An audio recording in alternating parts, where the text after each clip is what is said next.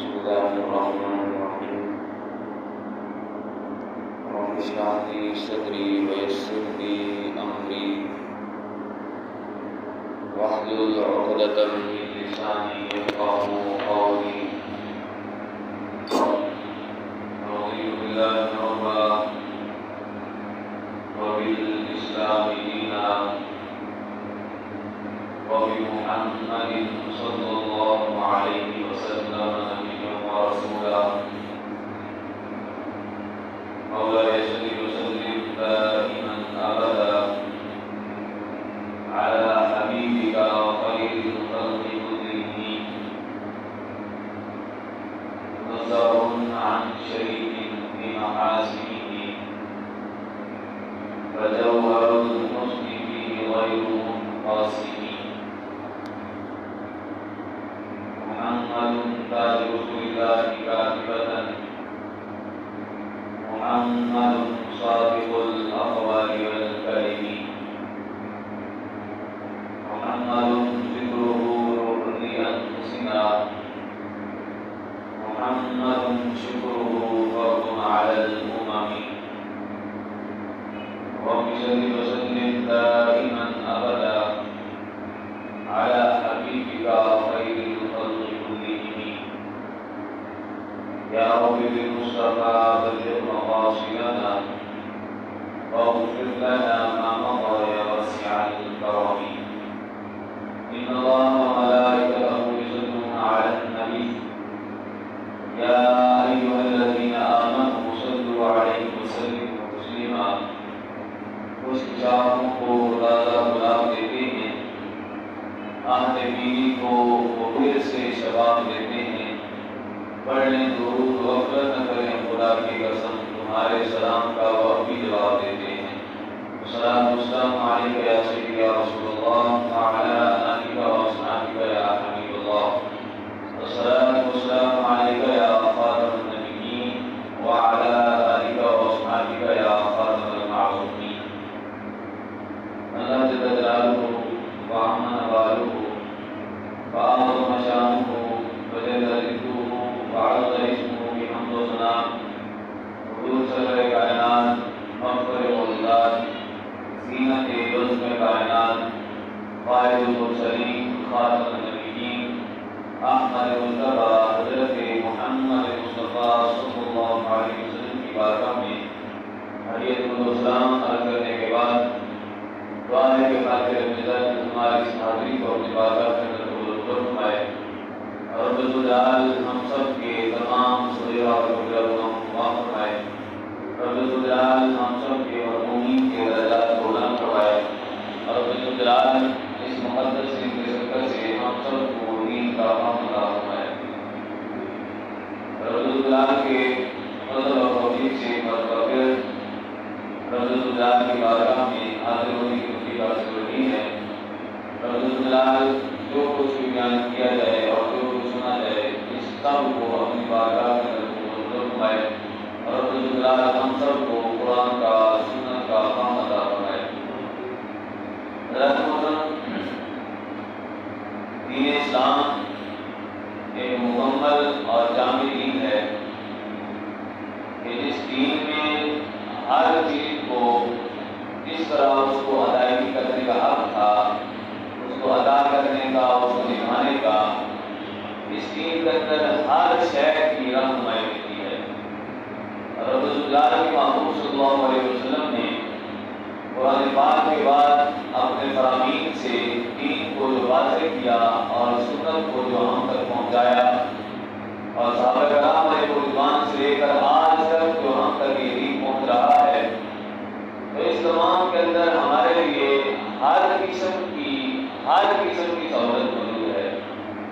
اور جو بھی ہم نے کرنا ہے، جو چیز ہم پر فرض ہے اور جو سنت ہے، جو واجب ہے، جو مستحب ہے، ان تمام کو ادا کرنے کا طریقہ بھی ہمیں اس دین نے بتایا ہے. اب ان فرائض میں سے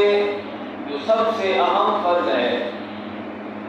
کہ جس کے بارے میں رب الجلال نے قرآن پاک میں متعدد مقامات پر اور محبوب عالم صلی اللہ علیہ وسلم نے اپنے کئی فرامین میں اس کی تاکید فرمائی اور اس کی فرضیت کو اجاگر کیا. اور پھر اس کے ترک کرنے والے کے بارے میں وعیدیں ہیں اور اس کے ادا کرنے والے کے لیے خوشخبریاں ہیں، وہ پر سب سے اونچا فرض نماز ہے۔ اور اس نماز کے حوالے سے رحمۃ اللہ کا فرمان جو فرضیت کے حوالے سے اقیموا الصلاۃ وآتوا الزکاۃ وارکعوا مع الراکعین، کیا لوگوں تم نماز بھی ادا کرو، زکات بھی ادا کرو اور رکوع کرنے والوں کے ساتھ رکوع بھی کرو، یعنی جماعت کے ساتھ نماز پڑھو۔ اب یہ وہ رکن ہے اسلام کا، دین کا، کہ اس کے بارے میں رسول اللہ کے محبوب صلی اللہ علیہ وسلم نے قرآن پاک میں تو پہلے ہی یہ مقامات پر، کئی مقامات پر موجود ہے اور متعدد جگہ پر رسول اللہ نے فرمایا اقیموا الصلاۃ لذکری، اقیموا الصلاۃ، کئی مقامات پر، اور ان الصلاۃ تنہی عن الفحشاء والمنکر۔ تو اب یہ جو رکن ہے اور پھر اس کی جو تاکید اور اس کے لیے وعیدیں جو حضور علیہ السلام نے بیان فرمائی اس کے ترک کرنے والوں کے لیے، کہ حضور علیہ السلام نے ساتھ فرمایا کہ اگر مجھے خطرہ نہ ہوتا گھر میں بچوں اور بوڑھوں کا تو میں یہاں پر کسی کو حکم دیتا کہ وہ نماز کی جماعت کرواتا اور میں چلا جاتا پیچھے گھروں کی طرف اور میں ان گھروں کو آگ لگا دیتا جو نماز کے لیے نہیں آئے، وہ لوگ جل کر راکھ ہو جاتے۔ اور پھر اسی طرح کئی مقامات پر حضور علیہ السلام نے فرمایا، حضور علیہ السلام نے ایک موقع پر فرمایا کہ نماز ایسی ہے کہ جو مسلمان اور کافر کے درمیان ایک امتیازی حیثیت بناتی ہے، کہ اس زمانے میں جو لوگ نماز پڑھتے تھے ان کو تو مسلمان سمجھا جاتا تھا اور ان کو مومن سمجھا جاتا تھا، اور جو نماز نہیں پڑھتے تھے ان کو منافق و کافر جانا جاتا تھا۔ یہ وہ نماز ہے اور اس کی اتنی تاکید کہ رب العالمین کے محبوب صلی اللہ علیہ وسلم نے فرمایا کہ ایمان اور کفر کے درمیان کوئی اگر ونڈ کرنے والی چیز ہے یا امتیاز کرنے والی جو چیز ہے وہ صرف اور صرف نماز ہے، کہ اس وقت صرف اگر کوئی نماز پڑھتا ہوتا تو پتہ چلتا کہ یہ مومن ہے، اور اگر کوئی نماز نہ پڑھتا تو اس کے بارے میں لوگ سمجھ لیتے کہ یہ تو منافق ہے، کہ نام دین کا لیتا ہے، کہتا اپنے آپ کو مسلمان ہے لیکن نماز ادا نہیں کرتا، مسلمانوں والے کام نہیں ہیں۔ اور پھر سب سے جو اہم حضور علیہ السلام نے چیز بیان فرمائی اور یہ جو اس امت کے لیے سب سے زیادہ لازمی چیز بنتی ہے کہ اس امت نے ہر دھرم کی دعوت کیا ہوا ہے حضور علیہ السلام سے محبت کا، حضور علیہ السلام سے محبت کا دعویٰ ہر دم بھرتے رہتے ہیں اور ہر وقت کہتے ہیں کہ غلامی رسول میں موت کی قبول ہے۔ تو اس حوالے سے آپ یہ فرمان سنیے، حضور علیہ السلام نے ارشاد فرمایا، ویسے تو کئی مقامات پر ارشاد فرمایا، وعیدیں بھی بیان فرمائی، جو نماز پڑھنے والا ہے اس کے لیے خوشخبریاں بھی بیان فرمائی، لیکن ایک امتی کے لیے اس سے بڑھ کر کیا ہوگا کہ حضور علیہ السلام نے ارشاد فرمایا جعلت قرۃ عینی فی الصلاۃ،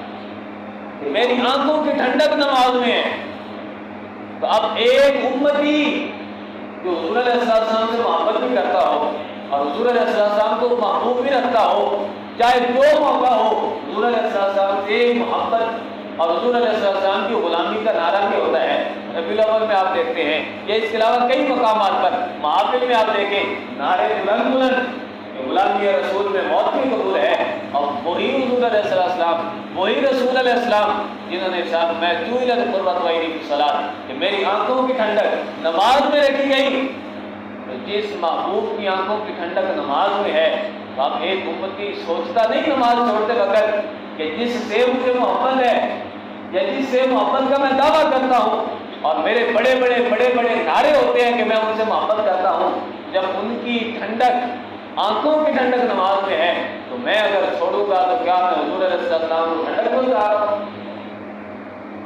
یاد رکھیے حضور علیہ السلام جب یہ فرما رہے ہیں کہ میری آنکھوں کی ٹھنڈک نماز میں ہے، تو لہٰذا جو امتی نماز ادا کرتا ہے، جو حضور علیہ السلام کی طرف سے ہمیں بیان کرتا دین کے اندر فرض کرتا نماز ہے، جو سنن ہے، جو فرائض ہیں، جو بندہ ادا کرتا ہے، اس نے تو حضور علیہ السلام کی آنکھوں کو ٹھنڈک پہنچائی، اور وہ کیسا کم بخت امتی ہے کہ جس سے حضور علیہ السلام کی آنکھیں ٹھنڈی نہ ہو سکی۔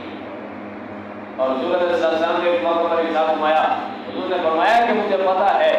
میں دیکھتا ہوں تمہارے برے اور اچھے اعمال کو، اگر میں زندہ ہوں تو دیکھتا ہوں، اور جب میں چلا جاؤں گا یہاں سے تو اس وقت پھر فرشتے میرے پاس خبریں لے کر آتے رہیں گے، رب ذوالجلال کی طرف سے ان کے پاس ڈیوٹی ہوگی کہ وہ تمہارے برے اعمال میرے سامنے پیش کریں گے، تمہارے اچھے اعمال میرے سامنے پیش کیے جائیں گے۔ تو اب حضور علیہ السلام کو کیا تکلیف نہیں ہوتی ہوگی کہ جس امت کے خاطر حضور علیہ السلام نے غاروں کے اندر رب ذوالجلال سے دعائیں فرمائی ہوں، رب ذوالجلال سے التجائیں کی ہوں،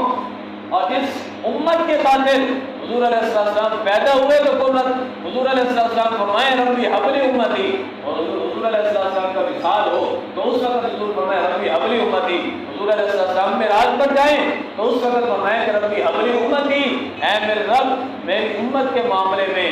میری بات سن لیں اور میری شفاعت ان کے بارے میں قبول کر لیں۔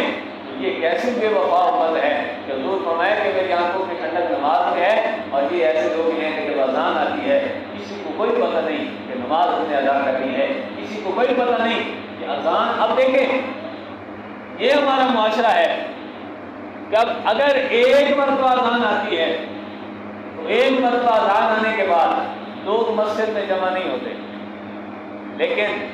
اگر دو بار اذان دے دی جائے یا اسی اذان کا تکرار کر دیا جائے، اذان کو 3 یا 4 بار پڑھ دیا جائے تو سارے لوگ مسجد میں آ جائیں گے۔ مولوی صاحب ہم کی ہو گیا بار بار اذانیں دیتی جائیں گے، بار بار اذانیں دی جا رہی ہیں، وجہ کیا ہے؟ مطلب شیطانی کے لیے، اور مطلب جو رب ذوالجلال کی جس میں بندگی نہ ہو، رب ذوالجلال کی عبادت کا جہاں پر نیت نہ ہو تو وہاں پر سارے لوگ مسجد کے اندر آ جاتے ہیں۔ اگر کوئی رولا ڈالنا ہو، کوئی شور شرابہ کرنا ہو تو سارے لوگ مسجد میں آ جاتے ہیں، لیکن کسی نے یہ نہیں سنا حضور علیہ السلام کی طرف سے جو ہم پر دین لازم کیا گیا، جو چیزیں ہم پر فرض کی گئی، تو اس میں حضور علیہ السلام نے ہمارے لیے کیا رہنمائی فرمائی۔ اب عربی کے اندر آپ سن لیں، عربی کے اندر جب کسی کو بلایا جاتا ہے، ایسا بلانا ہو تو اس کے لیے کوئی اور الفاظ ہے، لیکن اگر تاکید کے ساتھ اگر بلانا ہو تو اس کے لیے کہا جاتا ہے حیا، حیا آ جاؤ۔ تو اذان کے اندر آپ دیکھ لیں رب ذوالجلال کے محبوب صلی اللہ علیہ وسلم نے ہمیں جو اذان دی، اور رب ذوالجلال نے جو حضور علیہ السلام پر فرشتے کے ذریعے سے اذان کو نازل کیا، تو اس اذان کے اندر ہے حی علی الصلاۃ، حی علی الفلاح، اے مسلمانوں اذان کی نماز کی طرف آؤ، اے مسلمانوں فلاح کی طرف آؤ۔ تو وہ کیسا بدبخت لوگ بندہ ہے، وہ کیسا بدبخت مومن ہے کہ جب اذان آتی ہے تو اس کے کان پر جو بھی نہیں رہتی، وہ بیٹھے اپنی خوشخبریوں میں، اپنے معاملات میں، اپنے کاروبار میں، یقیناً مجبوریاں ہوتی ہیں، بسا اوقات ایسی بھی مجبوری ہوتی ہے کہ نماز بندہ مؤخر کر لیتا ہے لیکن فرض ضرور لیتا ہے۔ لیکن ہمارے ہاں کیا ہے کہ ہم نے نہ تو اذان سنی غور سے، نہ ہم نے نماز پڑھی، تو کیسے ہم قیامت والے دن محمد عالم صلی اللہ علیہ وسلم کو منہ دکھائیں گے؟ حضور علیہ السلام ہماری سفارش کرنے والے ہیں، حضور علیہ السلام نے اپنی ظاہری زندگی میں اور اب بھی ہمارے معاملات دیکھ رہے ہیں، تو کیا ایک امتی چاہتا ہے کہ حضور علیہ السلام جب دنیا میں رہ کر ہمارے لیے اتنے روئے تو کیا مزار شریف کے اندر اپنے روزہ مبارک کے اندر بھی ہمارے لیے روتے رہیں؟ حضور کو تکلیف نہیں ہوتی ہوگی کہ جب ہمارے سارے اعمال، جب برے اعمال، اچھے اعمال پر تو حضور خوش ہوتے ہیں، لیکن جب برے اعمال حضور کے پاس پہنچے ہوں گے تو سوچے حضور علیہ السلام کیسے حضور علیہ السلام پر بیتی ہوگی، اور حضور علیہ السلام کا کتنا حضور علیہ السلام کو تکلیف ہوتی ہوگی۔ تو یہ ہر مسلمان کے لیے لازم ہے کہ وہ اس چیز کو سمجھے اور سمجھنے کے بعد اس پر عمل کریں۔ اب اس کے بعد یہ جو ہے نماز اور اس کی تاکید اور اس کے لیے جو چیزیں ہمارے لیے ضروری ہیں، لیکن ساتھ ساتھ اب چونکہ یہ تو آپ نے جان لیا کہ نماز ہی ایسی چیز ہے کہ جو مومن اور کافر کے درمیان فرق کرتی ہے، اور نماز ہی ایسی چیز ہے کہ رب ذوالجلال قیامت والے دن سب سے پہلا سوال جو کرے گا وہ نماز کے بارے میں ہوگا۔ سب سے پہلا فیصلہ وہ قتل نہ حق کا ہوگا، لیکن سب سے پہلا جو سوال ہے وہ نماز کا ہوگا۔ تو اب یہ اتنی بڑی اہمیت کی حامل، تو آخر اس کی ادائیگی کے کچھ قوانین بھی ہوں گے کہ اس کو ادا کیسے کرنا ہے، اس کے لیے کیا چیزیں ضروری ہیں اور اس کی شرائط کیا ہیں، اگر پاکی حاصل کرنی ہے تو کیسے حاصل کرنی ہے، یا پھر اس میں جو واجبات ہیں ان کی ادائیگی کرنی ہے تو کیسے کرنی ہے۔ حضور شیخ عبدالقادر جیلانی رحمۃ اللہ علیہ نے فرمایا المتعبد بغیر فقہ کالحمار فتاحنا، فرمایا کہ اگر کوئی بندہ عبادت کرتا ہے رب ذوالجلال کی اور عبادت کرتے کرتے اس کو پتہ نہیں ہوتا کہ طریقہ کار کیا ہے، یقیناً اگر وہ خالص دل کے ساتھ اخلاص کے ساتھ وہ رب ذوالجلال کی عبادت کرتا ہے تو چاہے جس حالت میں بھی ہو رب ذوالجلال قبول کرتا ہے۔ لیکن اگر کوئی بندہ اس کے پاس ٹائم بھی ہو، اس کے پاس وقت بھی ہو، لیکن اس کے باوجود بھی وہ نماز کی ادائیگی کے، روزے کی ادائیگی کے یا حج کی ادائیگی کے طریقہ نہیں سمجھتا جو دین نے ہمارے لیے واضح کیا، جو دین نے ہمارے لیے بیان کیا، تو شیخ فرماتے ہیں المتعبد بغیر فقہ کالحمار فتاحنا، فرمایا کہ اگر کوئی بندہ نماز کو اس کے مسائل کو سمجھے بغیر کرتا ہے، ادا کرتا ہے، رب ذوالجلال کی عبادت کرتا ہے اور رب ذوالجلال کی کوئی بھی عبادت ہو اور اس کے مسائل کو سمجھے بغیر اگر اس کی ادائیگی کرتا ہے تو فرمایا ایسے ہے کالحمار فتاحنا، جس طرح چکی کے اندر گدھا جوتا جاتا ہے اور جب اس کو چھوڑا جاتا ہے تو سوائے پسینے کے کچھ اور نہیں ہوتا، اس کو کوئی اجر نہیں ملتا۔ چکی کے اندر جب کھوتے کو جویا جاتا ہے، جب گدھے کو جوتا جاتا ہے تو کیا اس کو کوئی فائدہ ہوتا ہے؟ آپ خود سمجھ لیں، ریڑھی پر جب آپ لے کے جاتے ہیں کسی گدھے کو، کسی بیل کو، تو صرف اور صرف اس کا پسینہ بہتا ہے، صرف اور صرف اس کی طاقت ہی صرف ہوتی ہے۔ تو فرمایا کہ اگر کوئی بغیر سوچے سمجھے رب ذوالجلال کی عبادت کرتا ہے تو وہ ایسے ہے کہ جس طرح گدھا جو ہے وہ چکی کے اندر موجود ہے اور چکی چلا رہا ہے، جب چکی چل جائے گی تو سوائے تھکاوٹ کے اس کے پاس کچھ نہیں آئے گا۔ فرمایا کہ نماز پڑھنے والا، کوئی اور عبادت کرنے والا، روزہ رکھنے والا، حج ادا کرنے والا، عمرہ کرنے والا اگر عبادت کرتا تو غیر سوچے سمجھے اور اگر عبادت کرتا مسائل کو سمجھے بغیر، اس کا نفع اس کو حاصل نہیں ہوگا۔ اس کی وجہ کیا ہے؟ اس کی وجہ یہ ہے کہ اس کے پاس سب کچھ تھا، اس کے لیے سب وقت تھا، ٹائم تھا اس کے پاس، لیکن اس کے باوجود بھی اس نے مسائل شریعہ کو سیکھا نہیں، اس نے ادائیگی کے طریقوں کو نہیں سیکھا، اور جب ادائیگی کے طریقوں کو نہیں سیکھا تو رب ذوالجلال اس کی عبادت کو قبول نہیں کرے گا۔ اور محبوب عالم صلی اللہ علیہ وسلم کے فرمان کا مفہوم موجود ہے۔ حضور علیہ السلام نے ارشاد فرمایا کہ قیامت والے دن ایک بندہ آئے گا، نمازی ہوگا، حاجی ہوگا اور صیام الدہر ہوگا، یعنی ہر ٹائم روزے رکھنے والا ہوگا، پورا سال روزے رکھتا ہوگا کچھ چھوڑ کر۔ حضور علیہ السلام فرماتے ہیں کہ قیامت والے دن آئے گا اور دیکھے گا اور اس سوچ میں ہوگا کہ میرے نیکیوں کے اتنے بڑے ڈھیر، میرے روزوں کا اتنا بڑا ڈھیر ہوگا اور میری عبادتوں کا اتنا بڑا ڈھیر ہوگا۔ تو حضور علیہ السلام نے ارشاد فرمایا کہ کچھ بھی نظر نہیں آئے گا، اس کو کچھ بھی نظر نہیں آئے گا۔ اس کی وجہ کیا؟ اس کی وجہ یہ ہے کہ اس نے دنیا میں رہتے ہوئے جس عبادت کو بھی کیا، جس کی بھی ادائیگی کی، اور اس کی ادائیگی تو کی لیکن شریعت کے مطابق نہ کی۔ اب اسی طرح حضور علیہ السلام کا فرمان موجود ہے، حضور علیہ السلام کی حدیث پاک سیاستہ کے اندر موجود ہے، باقی حدیث کے کتنے مواقع ان کے اندر موجود ہے کہ حضور علیہ السلام تشریف فرما تھے، ایک بندہ آیا، صحابی رسول کا عربی تھا، نیا دین اس نے قبول کیا اور نیا اسلام قبول کیا، نماز کا طریقہ نہیں آتا تھا، آیا اسے نماز پڑھی، نماز کی ادائیگی کے بعد حضور کی بارگاہ میں گیا، سلام کیا، حضور نے ارشاد میں خود فصلی فإنک لم تصلی، فرمایا کیا بندے جا کر دوبارہ نماز ادا کرو، فإنک لم تصلی، کھڑے ہو جاؤ، نماز پڑھو کیونکہ تمہاری نماز نہیں ہوئی۔ دوبارہ پھر وہ نماز پڑھ کے آیا، نماز جب پڑھی دوبارہ پھر حضور کی بارگاہ میں، حضور نے فرمایا واپس پھر جاؤ، تم فصلی فإنک لم تصلی، اے میرے بندے، اے میرے غلام، تمہاری نماز اب بھی ادا نہیں ہوئی، دوبارہ جاؤ، جا کر ادا کرو۔ پھر وہ آیا، پھر حضور کی بارگاہ میں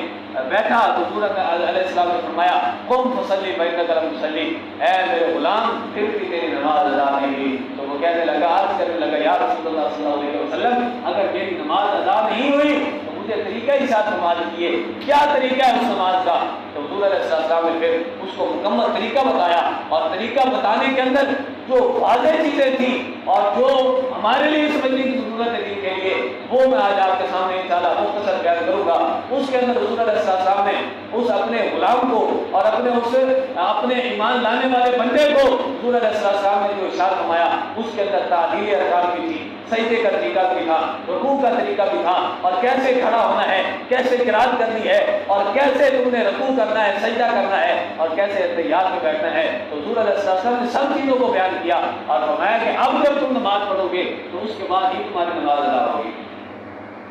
اب کچھ ایسی غلطیاں ہیں کہ جو ہم نے کبھی ان پر غور نہیں کیا، کبھی بھی ان کو دیکھا نہیں، تو ان غلطیوں میں سے ایک غلطی، ویسے تو غلطیاں بہت زیادہ ہیں معاشرے کے اندر پائی جاتی ہیں، تو جن پر میں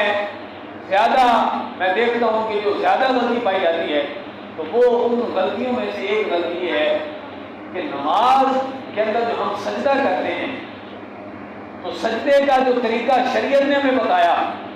اور سجدے کے اندر کتنی چیزوں کا لگنا واجب ہے اور کیا چیزیں فرض ہیں اور کیا اس کا طریقہ ہے، ہم نے اس کو بالکل چھوڑ رکھا ہے۔ صرف عوام نہیں، خواص بھی عدم علم کی وجہ سے اور جہالت کی وجہ سے یا غفلت کی وجہ سے اب نماز کا طریقہ کیا ہے، نماز میں سجدہ کرنے کا طریقہ کیا ہے۔ حضور علیہ السلام نے ارشاد فرمایا امرت ان اسجد علی سبعۃ اعظم، کہ حضور نے ارشاد فرمایا کہ مجھے حکم دیا گیا، بخاری شریف کی حدیث پاک موجود ہے، حضور علیہ السلام نے ارشاد فرمایا کہ مجھے حکم دیا گیا کہ میں سجدہ کروں علی سبعۃ اعظم، 7 ہڈیوں پر۔ کتنی ہڈیوں پر؟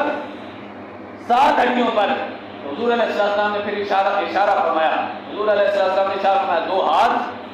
2 گھٹنے اور 2 پاؤں، اور پھر ساتھ اشارہ فرمایا پیشانی کی طرف اور ناک کی طرف، یعنی ناک اور پیشانی کو ایک گنا گیا۔ تو اب پیشانی اور ناک کو رکھنے کا مطلب کیا آپ جانتے ہیں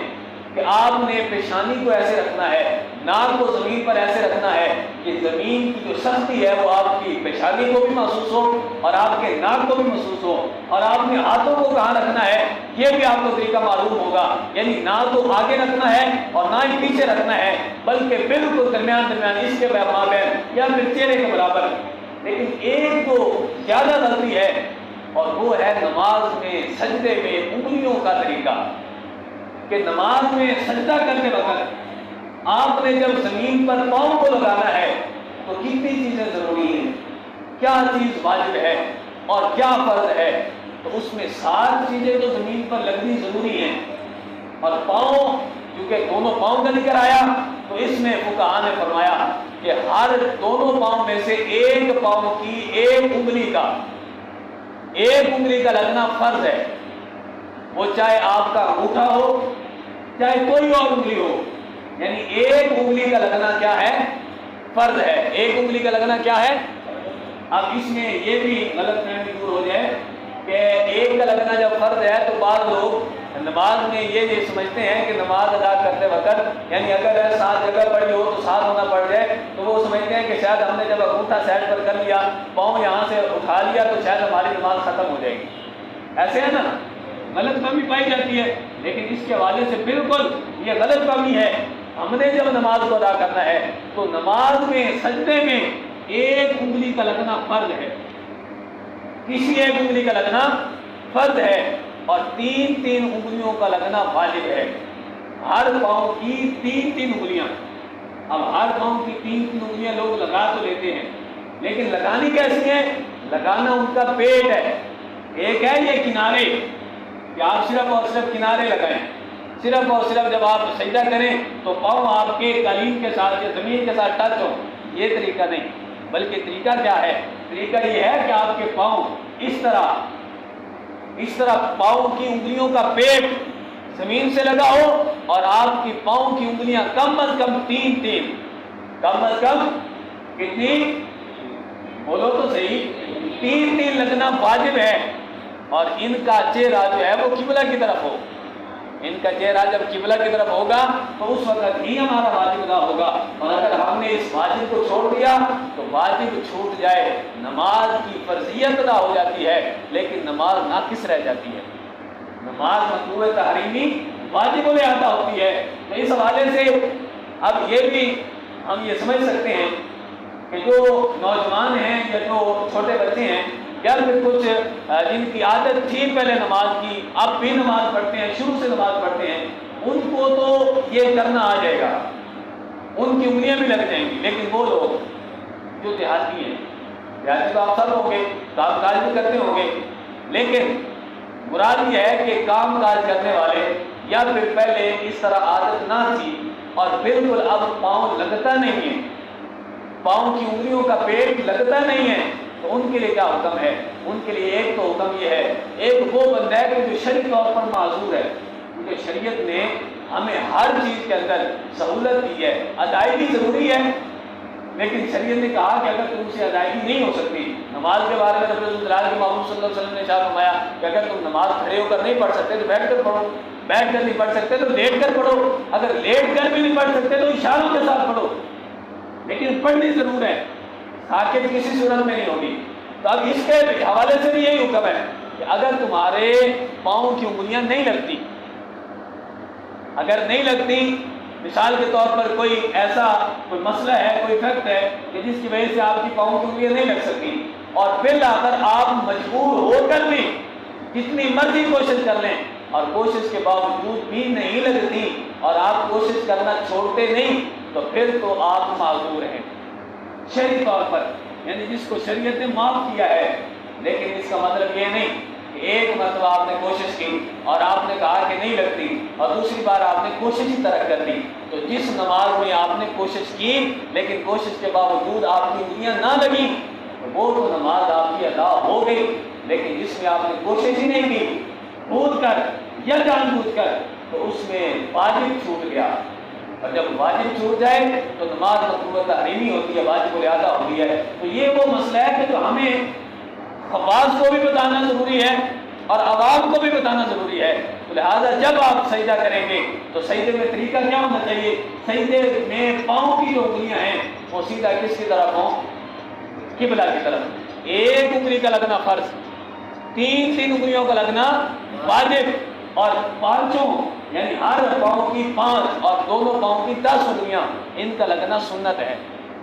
اور جب سنت ادا کریں گے تو زیادہ ثواب ہوگا، لیکن واجب تو واجب ہوتا ہے، واجب کسی صورت میں نہیں چھوٹ سکتا، ہاں البتہ کوئی بندہ معذور ہے تو پھر چھوٹ ہو سکتی ہے، اور فرض ایک انگلی بھی زمین پر نہ لگی اور اس کا پیٹ زمین پر نہ لگا۔ کچھ لوگ زبان سے نہیں پڑھتے، منہ بند کر کے نماز پڑھتے ہیں، یہ بھی تو اگر ایک پاؤں کی کسی پاؤں کی ایک انگلی بھی اس کا پاؤں اگر اس کا پیٹ جو ہے وہ زمین پر نہ لگا تو نماز بالکل نہیں ہوگی، نماز کی فرضیت بھی ختم ہو جائے گی۔ اب ساتھ ساتھ ایک دوسرا مسئلہ بھی ایڈ کر لیتے ہیں جو بھائی صاحب نے پوچھا کہ اگر نماز کے اندر ایسی حالت ہے کہ کوئی بندہ جب قرات کرتا ہے اور قرات میں یہ صورتحال ہے کہ صرف اور صرف اندر سے پڑھ رہا ہے، نہ اس کی آواز ہے اور نہ ہی کچھ اور ہے، تو اس کے حوالے سے جو قرآن و سنت کے اندر جو مفہوم ہے یا جو ہمیں طریقہ ملتا ہے، طریقہ یہ ہے کہ جب تم نے قرات کرنی ہے، چاہے تم نے تحیات پڑھنی ہو یا اکیلے ہو جب تم نے قرات کرنی ہے یا تسبیحات پڑھنی ہے، تو اس میں کم از کم اتنی آواز ہو کہ تم خود سن سکو، کم از کم اتنی آواز ہو جو تم خود سن سکو۔ اور اگر تم ایسی نماز پڑھتے ہو کہ صرف اور صرف زبان اندر سے ہلتی رہی اور آواز نہ آئی تو وہ بھی نماز ناقص ہوگی، وہ بھی نماز مقبول نہیں ہوگی۔ لہذا ہر طریقے کو سمجھے، نماز کے اندر جو آپ کو مسئلہ ہے، جو پرابلم ہے اور جس مسئلے کے بارے میں آپ کو نہیں پتا تو کب سمجھیں گے آپ؟ پوری عمر ہو جائے گی، ساری عمر بیت جائے گی، تو اگر ہمیں یہ پتہ ہی نہ چلا تو قیامت والے دن کیسے ہم رب الجلال کے محبوب صلی اللہ علیہ وسلم کے سامنے ہم اپنا منہ لے کے جائیں گے کہ جب حضور علیہ السلام کی طرف سے ڈیوٹی لگائی گئی اس امت کی، امت کے علماء ہر مسئلے کو بیان کرتے ہیں، کتابیں بھری پڑی ہیں، لیکن ہم نے کبھی کتابوں کو ٹائم نہیں دیا، ہم نے صرف اور صرف وہ چیزیں پڑھنی ہے جس کا ہمیں کوئی فائدہ نہیں۔ اخبار ہم پڑھ لیتے ہیں، یقیناً ملک کی حالات کا پتہ ہونا چاہیے، لیکن جو ہمیں قیامت والے دن بھی جو چیز کام دے گی اس کا ہمیں پتہ نہیں، تو پھر ہم کیسی چاہے حالت ہے ہماری۔ اگر ہمیں خود نہیں آتا تو ہمارا کوئی بیٹا ہے پڑھنے والا جس کو قرآن کا ترجمہ پڑھنا آتا ہے یا جس کو حدیث پڑھنی آتی ہے یا پھر جس کو مسائل شریعہ پڑھنے آتے ہیں اردو زبان میں، تو اس کو ہم کہیں کہ یہ مسائل پڑھ کر ہمیں بتاؤ اور یہ ہمیں سمجھاؤ، اور اگر ہم نے ایسے ہی نمازیں ادا کر دی، ایسے ہی روزے ہم نے ادا کر دیے، ایسے ہی حجیں ادا کر دی اور ہم نے عمرے ادا کرتے رہے اور ہمیں طریقہ بھی معلوم نہ ہوا تو پھر کبھی بھی ہمیں اس کا ثواب صحیح طریقے سے حاصل نہیں ہوگا۔ اور اسی طرح ساتھ ساتھ ایک اور بھی چیز کہ ہمارے یہ معاشرے کے اندر باقاعدہ دوسرے لوگوں کی طرف سے ایک حدیث پاک جس کا مفہوم یہ ہے کہ حضور علیہ السلام نے ارشاد فرمایا کہ جو بندہ اپنا ازار، اپنی شلوار یا پھر اپنا تہبند ٹخنوں سے نیچے لٹکاتا ہے تو اس کا ازار اور اس کا تہبند قیامت والے دن اس کو جہنم میں جلایا جائے گا۔ اب یقیناً یہ حدیث پاک اوورآل ہر ٹائم یہ موجود ہے اور ہر ٹائم کے حوالے سے ہے کہ کوئی بندہ اگر ایسا کرتا ہے تو یہ اس موقع پر حضور علیہ السلام نے یہ ارشاد فرمایا، حضرت صدیق اکبر رضی اللہ تعالیٰ عنہ موجود تھے تو حضور علیہ السلام کی بارگاہ میں عرض کی یا رسول اللہ صلی اللہ علیہ وسلم، آپ نے تو فرمایا کہ جس کا ازار یا جس کا تہبند ٹخنوں سے نیچے ہو تو اس کو قیامت والے دن جہنم میں جلایا جائے گا۔ یا رسول اللہ صلی اللہ علیہ وسلم، میرا پیٹ کیونکہ تھوڑا آگے ہے اس وجہ سے میں باندھتا اوپر ہوں لیکن وہ کھسک جاتا ہے، نیچے آ جاتا ہے، لیکن آئندہ سے میں احتیاط کروں گا۔ حضور علیہ السلام نے ارشاد فرمایا، اے ابوبکر صدیق، یہ تمہارے لیے نہیں ہے بلکہ یہ حکم اس بندے کے لیے جو تکبر کی نیت سے کرتا ہے۔ جو بندہ تکبر کی نیت سے لمبی شلوار یا اپنے تہبند کو ٹخنوں سے نیچے رکھتا ہے صرف اور صرف تکبر کی نیت سے، اس کے علاوہ بھی کئی فرامین میں حضور علیہ السلام نے ارشاد فرمایا کہ جو بندہ تکبر کی نیت سے اپنی شلوار کو، اپنی تہبند کو ٹخنوں سے نیچے رکھتا ہے تو قیامت والے دن اس کو جہنم میں گرایا جائے گا، نچلے حصے کو۔ اور ساتھ ساتھ یہ بھی معلوم ہو گیا اگر کوئی بندہ ویسے اس کی لٹکی ہوئی ہے یا ویسے مجبوری ہے یا پھر کوئی اور مسئلہ ہے، تکبر کی نیت نہیں، تو وہ نہ تو نماز میں حرام ہے نہ باہر حرام ہے، لیکن سنت یہی ہے، سنت یہی ہے کہ آپ کی شلوار ٹخنوں سے اوپر ہو۔ اگر آپ کی شلوار ٹخنوں سے نیچے ہوگی تو خلاف سنت ہے۔ تو اب اس حوالے سے ہمارے کچھ لوگ کیا کرتے ہیں، جب نماز کے لیے آتے ہیں تو شلوار کو اس طرح اوپر سے فولڈ کر لیتے ہیں، اوپر سے فولڈ کر لیتے ہیں، یا پھر اگر پینٹ پہنی ہے، جینز پہنی ہے تو اس کو نیچے سے فولڈ کر لیتے ہیں۔ تو اس کے حوالے سے میں پہلے بھی حدیث بار پڑھ چکا ہوں، امیر کو نصب دارا سبت یاد میں حضور نے فرمایا کہ مجھے 7 ہڈیوں پر سجدہ کرنے کا حکم ملا، اور ولا اطف الثوب وشعرا، اور مجھے یہ بھی حکم ملا کہ میں اپنے کپڑوں کو بھی نہ لپیٹوں، کپڑوں کو بھی نہ سمیٹوں، اور نماز میں اپنے بالوں سے بھی نہ کھیلوں۔ اب نماز میں کپڑے کو موڑنا، کپڑے کو نماز سے پہلے یا نماز کے بعد کپڑے کو فولڈ کر لینا، کپڑے کو یعنی جس طرح آپ کہتے ہیں اپنی زبان میں شاید اڑونگے کہتے ہوں گے، اڑونگے چڑھا لینا یا اڑونگے کر لینا، تو یہ نماز میں مکروہ تحریمی ہے۔ اب نماز کے حوالے سے یہ ایک تو بعض لوگ اس طرح کرتے ہیں کہ اپنی کلائیاں، کپڑا یہاں سے اکٹھا کر لیا، اور کچھ لوگ کرتے ہیں نماز میں جب آتے ہیں یعنی پہلے تو وضو کر کے آتے ہیں تو وضو کرتے ہوئے اس طرح ہوتی ہیں، تو بہتر یہ ہے کہ اطمینان کے ساتھ اپنی بازوؤں کو نیچے کرو۔ وجہ یہ ہے کہ یہ تکبر کی علامت ہے، یہ تکبر کی علامت ہے، اور نماز ہے عاجزی، نماز میں رب الجلال کے سامنے جھکنا ہوتا ہے، تو ایسے تو نہیں جھکا جا سکتا کہ جس میں تکبر کی علامات پائی جائیں۔ لہذا اطمینان کے ساتھ اپنے بازو کو نیچے کریں، اور اسی طرح شلوار کو بھی فولڈ نہ کریں۔ ہاں البتہ اگر آپ کی شلوار تھوڑی سی لمبی ہے تو طریقہ کیا ہے؟ طریقہ یہ ہے کہ آپ اس کو پکڑیں اور اوپر کر لیں